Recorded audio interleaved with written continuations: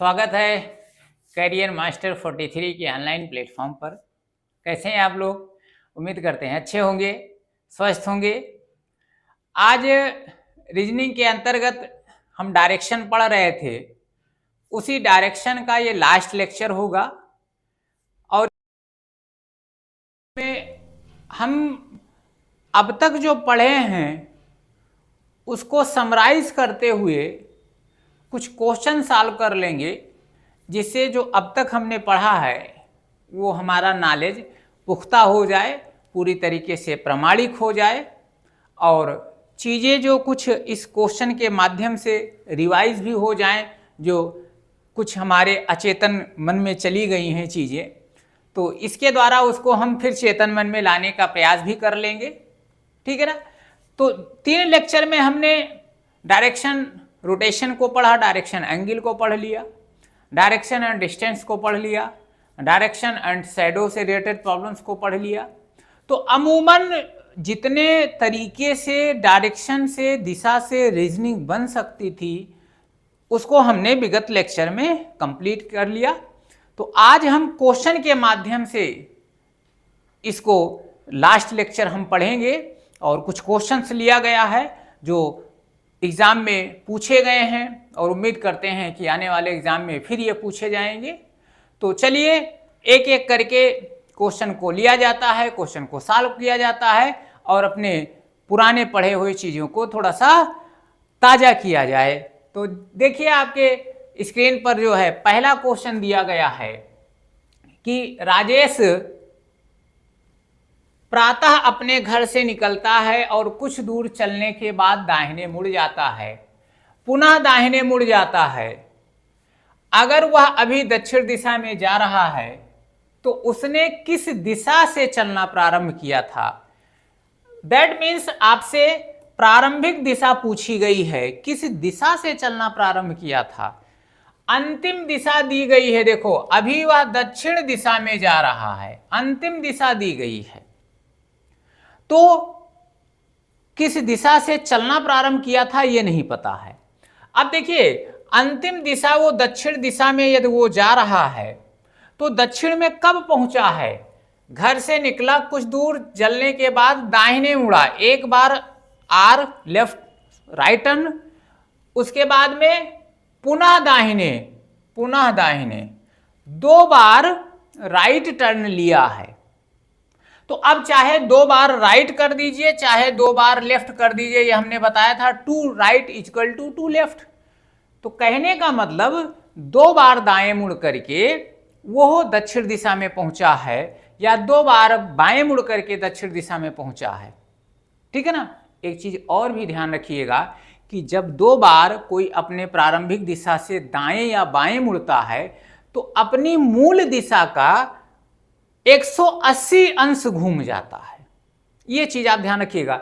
यदि कोई 2 time left या 2 टाइम राइट, 2 टाइम लेफ्ट या 2 टाइम राइट अपने मूल दिशा से घूमता है तो वो मूल दिशा का जस्ट 180 डिग्री घूम जाता है। तो अब वो यदि वो दक्षिण दिशा में इस समय है तो ये दक्षिण दिशा में कब आया होगा?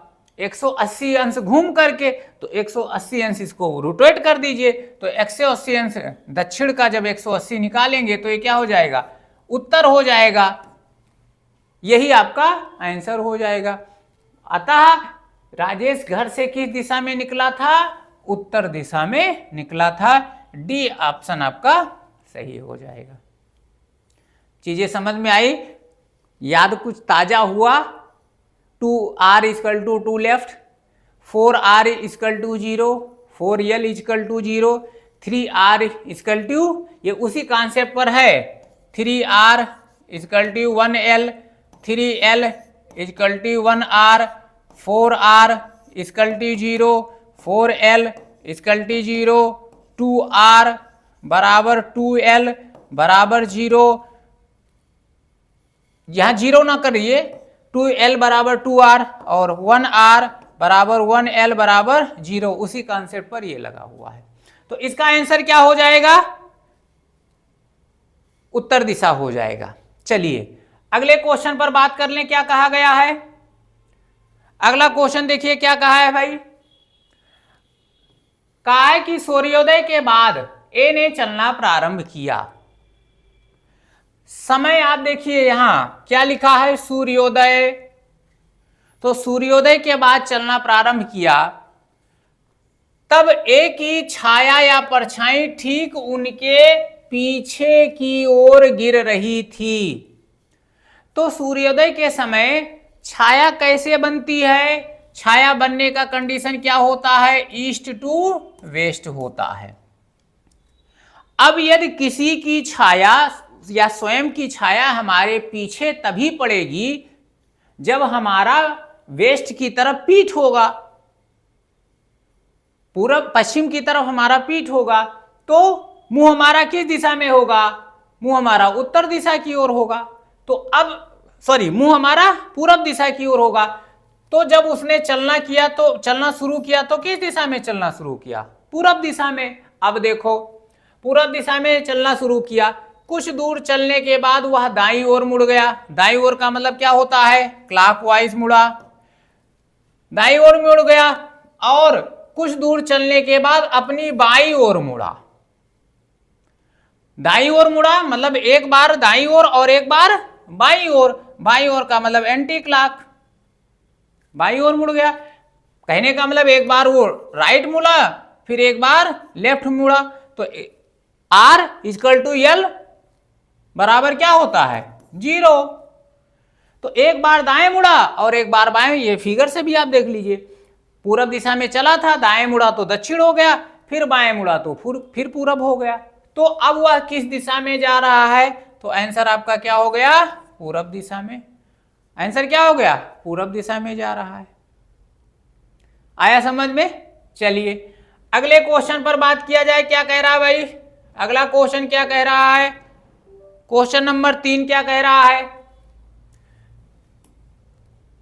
शाम को सूर्यास्त होने से पहले, टाइम आप देखिएगा, सूर्यास्त होने से पहले मतलब सूर्यास्त के समय दो व्यक्ति X और Y एक स्थान पर खड़े होकर के बात कर रहे हैं। तो सूर्यास्त के समय छाया कैसे बनती है? सूर्यास्त के समय छाया कैसे बनती है? वेस्ट टू ईस्ट बनती है। ये कॉन्सेप्ट आप ध्यान रखिएगा, वेस्ट टू ईस्ट बनती है। अब देखिए, मान लिया जाए दो व्यक्ति खड़े होकर बात कर रहे हैं, तो हमने इसको देखा था कि दोनों का मुंह, एक का उत्तर एक का दक्षिण ही हो सकता है, बाकी पूर्व पश्चिम हो नहीं सकता। तो अब उत्तर दक्षिण कौन क्या है पता नहीं, लेकिन छाया वेस्ट टू ईस्ट बनती है कब? सूर्यास्त के समय।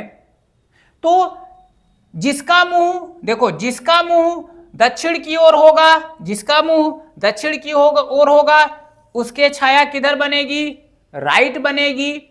और जिसका मुंह उत्तर की ओर होगा उसकी छाया, उसके ओर छाया कहां बनेगी? लेफ्ट बनेगी। क्यों? क्योंकि छाया कैसे बनती है? वेस्ट टू ईस्ट बनती है।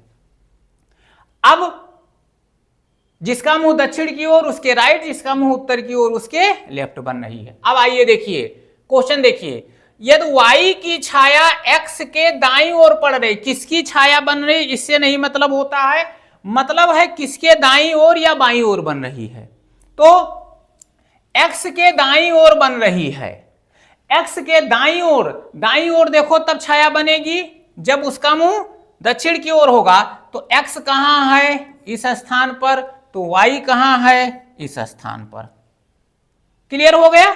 अब हमसे पूछ रहा है तो X का चेहरा किस दिशा की ओर है? X का चेहरा किस दिशा की ओर है? दक्षिण दिशा की ओर। डी ऑप्शन आपका सही हो गया। आया समझ में? चलिए अगले क्वेश्चन पर बात कर ले। एक निर्देश दिया है, उसके अकॉर्डिंग हमसे क्वेश्चन पूछा गया है। देखा जाए, ये कुछ सड़कों का क्रम दिया हुआ है। सड़कें या तो एक दूसरे के लंबवत हैं या तो समानांतर हैं। किन्हीं समांतर सड़कों के मध्य लंबवत या क्षैतिज कटान तक की दूरी 1 किलोमीटर है। ये दूरी चाहे ये दूरी, दोनों कितना है? 1 किलोमीटर है। ठीक है ना? इस शहर के एक स्थान से दूसरे स्थान तक जाने के लिए केवल इन सड़कों का ही उपयोग किया जा सकता है। ठीक है ना। चलिए अब क्वेश्चन क्या कहा गया है, एक व्यक्ति या तो उत्तर दिशा में यात्रा कर सकता है या तो केवल पूरब दिशा में, मतलब या तो पूरब दिशा में ऐसे चलेगा और या तो उत्तर दिशा में ये वो यात्रा कर सकता है। अब क्या कहा गया है, अगर वह बिंदु डी की ओर, देखो बिंदु डी की ओर बिंदु सी से चलना प्रारंभ करता है, सी से चलना प्रारंभ करता है, तो उसके द्वारा चली गई क्रमशः न्यूनतम दूरी और अधिकतम दूरी ज्ञात कीजिए। न्यूनतम दूरी का मतलब तिरछी दूरी होती है और अधिकतम दूरी का मतलब उसके द्वारा चली गई कुल दूरी होती है। और क्या कह रहा, न्यूनतम दूरी प्राप्त करने के लिए दिशाओं में चलने की बाध्यता नहीं है। जो ये उत्तर दिशा में और पूरब दिशा में चलने की बात की गई है, यदि वह न्यूनतम दूरी हमें निकालना है तो ये उत्तर और पूरब की बात नहीं होगी। तो सबसे पहले क्या करना है, हमें न्यूनतम दूरी निकालने की बात की गई। तो न्यूनतम दूरी देखिए कहां से चलना शुरू किया, सी से डी की ओर। तो सी से डी की ओर चलना है तो सी बिंदु कहां है, सी बिंदु देखिए कहां है भाई, सी बिंदु ये है और डी कहां है, ये है। तो न्यूनतम दूरी यही हो जाएगी ये। अब देखो ये आपका और ये, तो दो ये हो जाएगा, दो ये हो जाएगा, तो 2 square plus 2 square under root. अब जब आधार और लंब की दूरी बराबर होती है तो इसका आप तुरंत निकाल दीजिए, तिरछी दूरी 2√2 होगी। ठीक है ना। और अधिकतम दूरी आ जाइए, अधिकतम दूरी देखो 1 2 3 4, चाहे इधर से काउंट कर लीजिए, चाहे 1 2 3 4 चाहे इधर से काउंट कर लीजिए।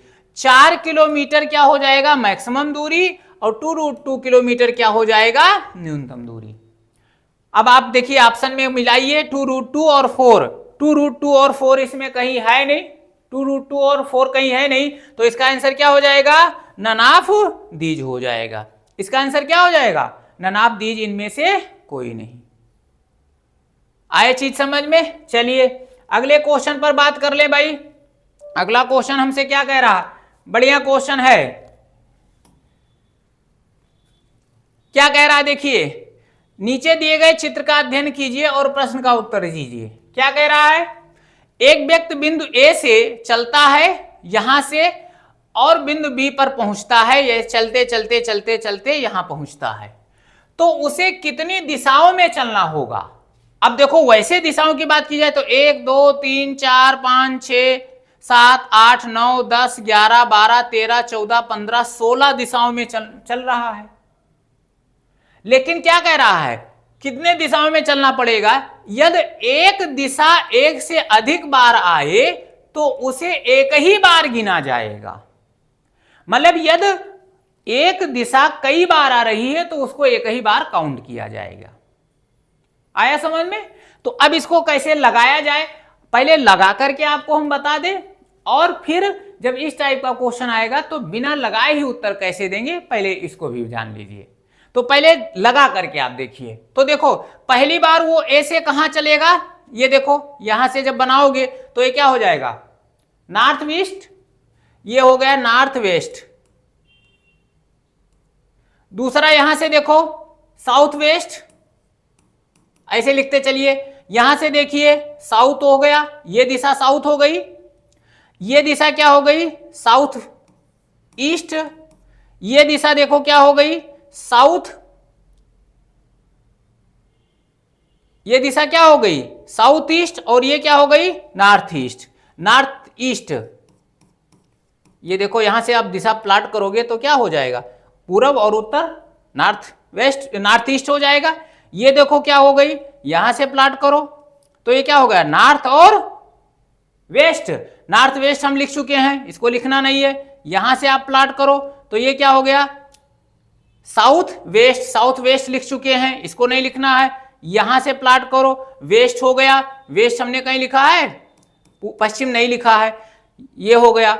यहां से प्लॉट करो, ये क्या हो गया नॉर्थ और ईस्ट, नॉर्थ ईस्ट कहीं हमने लिखा है, हाँ लिख लिया है। चलिए यहां से प्लॉट करिए, ये क्या हो गया, वेस्ट हो गया, लिख लिया है हमने। यहां से प्लॉट करिए, ये क्या है, साउथ है, साउथ भी लिख लिया। यहां से प्लॉट करिए, ये चीज ईस्ट हो गया, ईस्ट नहीं लिखा है हमने। चलिए यहां से प्लॉट करिए, साउथ हो गया, हमने लिख लिया है। यहां से प्लॉट करिए, वेस्ट हो गया, साउथ हो गया, वेस्ट भी हमने लिख लिया है। यहां पहुंचा, यहां से प्लॉट करिए, नॉर्थ हो गया, नॉर्थ कहीं लिखा है, नहीं लिखा है। अब यहां से प्लॉट करिए, ईस्ट हो गया, ईस्ट कहीं हमने लिखा है, लिख रखा है। कितना हो गया, अब कितने दिशाओं में चला, 1 2 3 4 5 6 7 और 8 दिशाओं में उसको चलना होगा। आंसर क्या हो गया, बी आंसर हो गया। ये तो लगा करके आपने देखा। अब ऐसे क्वेश्चन बिना लगाए कैसे आपको आंसर देना है, तो ध्यान रखिएगा, चूंकि हमारे पास दिशाएं होती कितनी हैं, मैक्सिमम कितनी दिशा होती है, अरे 4 मूल दिशाएं और 4 उप दिशाएं, तो मैक्सिमम 8 ही दिशाएं तो होती हैं। तो कोई भी व्यक्ति यदि कई बार घूम घूम करके चलता है तो मैक्सिमम कितनी बार या कितनी दिशाओं में चल सकता है, 8 ही दिशाओं में तो चल सकता है ना। 8 से अधिक दिशाएं हो ही नहीं सकती हैं। यदि ऐसा कंडीशन है कि एक दिशा को एक ही बार काउंट करना है, तो मैक्सिमम कितनी बार वो चल सकता है, किन दिशाओं में घूम करके, 8 ही दिशाओं में ना। तो जब ऐसे कभी क्वेश्चन आए और यदि ये कंडीशन आप देख लीजिए कि उसे एक ही बार गिना जाएगा, तो तुरंत उसका आंसर क्या हो जाएगा, 8 हो जाएगा। आए चीजें समझ में। चलिए अगले क्वेश्चन पर बात कर लिया जाए, क्या कह रहा है भाई। एक ये भी निर्देश दिया है और लगाना है आपको, ये लॉजिकल एनालिटिकल टाइप के ये क्वेश्चंस हैं। तो देखिए क्या कह रहा है, निम्नलिखित में से कौन सा कथन दिए हुए प्रश्न का उत्तर देने के लिए पर्याप्त है। प्रश्न क्या है, श्री राम अब किस दिशा में हैं। कथन क्या दिया है, श्री राम पूर्व दिशा के सम्मुख हैं, अर्थात उनका प्रारंभिक मुख किस दिशा में है, पूरब में है, पूर्व दिशा के सम्मुख हैं। वह पहले 90 अंश दक्षिणावर्त घूमते हैं क्लॉकवाइज, फिर 180 अंश वामावर्त घूमते हैं, जस्ट इसका अपोजिट हो गया, ठीक है ना। अंत में 45 अंश दक्षिणावर्त घूमते हैं, 45 अंश दक्षिणावर्त क्लॉकवाइज, तो उत्तर से 45 अंश क्या हो जाएगा, उत्तर पूरब हो जाएगा। क्या हो जाएगा, उत्तर पूरब हो जाएगा। अंतिम दिशा क्या है, पहले कथन से निकल आया। चलिए दूसरा कथन तय करिए, क्या है भाई, अपनी वर्तमान स्थिति से श्री राम सीधे 2.5 किलोमीटर की दूरी तय करते हैं। अपनी वर्तमान स्थिति से, अब वर्तमान स्थिति इस कथन में देखो, ध्यान रखना इस टाइप के क्वेश्चन को। पहले कथन में तो ये कहा है कि वो पूर्व दिशा की सम्मुख हैं। दूसरे कथन में तो पहले कथन का कोई भी हिस्सा दूसरे कथन में यूज नहीं किया जाएगा। दूसरा कथन आपको पूरा परफेक्ट देना है। तो दूसरा कथन में क्या कह रहा है, अपनी वर्तमान स्थिति से श्री राम सीधे 2.5 किलोमीटर दूरी तय करते हैं, फिर दाईं ओर मुड़ करके 5 किलोमीटर। तो अपनी वर्तमान स्थिति से, तो वर्तमान स्थिति उनकी क्या है, मुंह उनका किस दिशा में है, ये तो नहीं बताया गया है ना। अब ये कतई मत लगाइएगा कि यहां पहले कथन में बताया है पूर्व के सम्मुख, ना, वो कथन ही दूसरा है। इस कथन में कहा है कि अपने वर्तमान स्थिति से, तो वर्तमान स्थिति उनकी क्या है ये तो नहीं बताया गया है ना। फिर 2.5 किलोमीटर और 5 किलोमीटर मुड़ने की तो बात की गई है दाएं बाएं, लेकिन वर्तमान स्थिति क्या है ये नहीं बताया गया है। तो जब ये नहीं बताया जाएगा तो हम किस तरफ उनको मुड़ा दें, किस तरफ चला करके किस तरफ मुड़ा दें। तो ये दूसरा कथन उत्तर देने के लिए पर्याप्त नहीं है। तो अब केवल कथन 2 पर्याप्त है, ये होगा नहीं, केवल कथन 1 पर्याप्त है, ये आपका आंसर हो जाएगा। तो जब कथन और निष्कर्ष के क्वेश्चन इस टाइप से, मतलब लॉजिकल रीजनिंग डायरेक्शन के हों या किसी के भी हों, तो एक एक कथन जब उत्तर देने के लिए पर्याप्त होगा तब उसको आप यस करेंगे। ऐसा नहीं है कि पहले कथन का कुछ सहारा ले लीजिए और दूसरे कथन का सहारा ले लीजिए, दोनों को मिलाकर उत्तर दीजिए। हाँ, ऐसा भी होगा यदि इसमें ऑप्शन आपसे कहा जाएगा कि पहला और दूसरा दोनों मिल करके पर्याप्त हैं। तब आप दोनों मिला करके आंसर देंगे, इसमें तो कहीं है ही नहीं है। चौथा ऑप्शन है या तो फर्स्ट या तो सेकंड, मतलब या तो पहले से आप दे दीजिए या तो दूसरे से दे दीजिए, मतलब दोनों यदि होता तब ऐसा हो जाता। आया समझ में? चलिए अगले क्वेश्चन पर बात कर लिया जाए। क्या कह रहा है भाई अगला क्वेश्चन?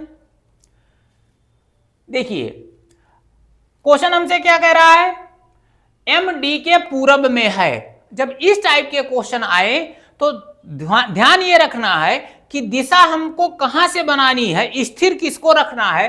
तो जिस आदमी के या जिस भी स्थान के बाद का या लगा हो या से लगा हो या के लगा हो, के लगा हो या से लगा हो, जिसके बाद के या से लगा हो उसको स्थिर आपको रखना है, ध्यान रखना है, वहीं से डायरेक्शन बनेगी। तो अब यहां देखिए यम किस कहां के लगा है, डी के पूरब में है, तो पहले आप डी को निर्धारित करिए, और डी के पूरब में कौन है, यम है, यहां ये हो गया। अब देखिए यफ कहां है, डी के दक्षिण में, तो डी के दक्षिण में यफ है, ये हो गया। आ जाइए के कहां है, यफ के पश्चिम में, यफ का पश्चिम कहां होगा, ये होगा, यहां के हो गया। के कहां है, यफ के पश्चिम में, तो यम के किस दिशा में है, के किस दिशा में है, दिशा कहां से निर्धारित होगी, के से। तो यम के किस दिशा में है, के यहां है, यम यहां है, ये निर्धारित करो। देखो ये कौन सी दिशा हो गई, उत्तर और पूर्व। आंसर क्या हो जाएगा, उत्तर और पूर्व। उत्तर पूर्व है कहीं, सी ऑप्शन आपका आंसर हो गया। ठीक है ना, आए समझ में? चलिए एक क्वेश्चन और ले लिया जाए।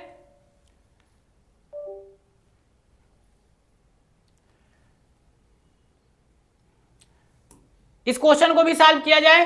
क्या कह रहा है, वैसे ही पिछले वाले क्वेश्चन जैसा, 5 गांव ए बी सी डी इस प्रकार स्थित है कि, अब देखो बी कहां है, ए के उत्तर में है, तो पहले आप ए को बनाइए, ए का उत्तर क्या है, बी बना लीजिए, ठीक है ना। सी कहां है, बी के पूरब में, बी का पूरब कहां है, ये है, यहां सी बना लीजिए, सी बी के पूरब में है। ई कहां है, ए के पश्चिम में, ए का पश्चिम ये हो गया, ई यहां है, ई कहां है, ए के पश्चिम में, तथा डी कहां है, ई के दक्षिण में, डी कहां है भाई, ई के दक्षिण में, ये हो गया। तो क्या पूछा गया है, सी डी के किस दिशा में है, सी कहां है डी के, तो जहां से पूछा जाएगा वहां से दिशा बनाइए, डी के, तो ये हो गया पूरब, और ये हो गया उत्तर, और ये हो गया उत्तर पूरब। आंसर आपका क्या हो जाएगा, ए आंसर हो जाएगा, क्या हो जाएगा, उत्तर पूरब। आया समझ में? क्वेश्चन अच्छा लगा, मजा आया पढ़ने में?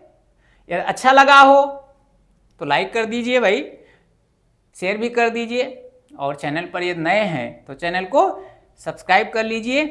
तो ये था पूरे डायरेक्शन का कुछ निचोड़ वाला क्वेश्चन। यादें कुछ ताज़ा हुई होंगी, उम्मीद करते हैं मज़ा आया होगा पढ़ने में। ऐसे ही और क्वेश्चन आप सॉल्व कर लीजिए, जिससे आपका जो डायरेक्शन वाला टॉपिक है वो पूरी तरीके से पुख्ता हो जाए, कंप्लीट हो जाए, कहीं भी कोई संशय या गुंजाइश ना रहे। और ये तो कहीं कोई संशय या गुंजाइश इसमें रहती है, कोई क्वेश्चन नहीं समझ में आता है, तो कमेंट बॉक्स में आप लिखिए, उस पर जरूर एक वीडियो बनाया जाएगा, चर्चा किया जाएगा।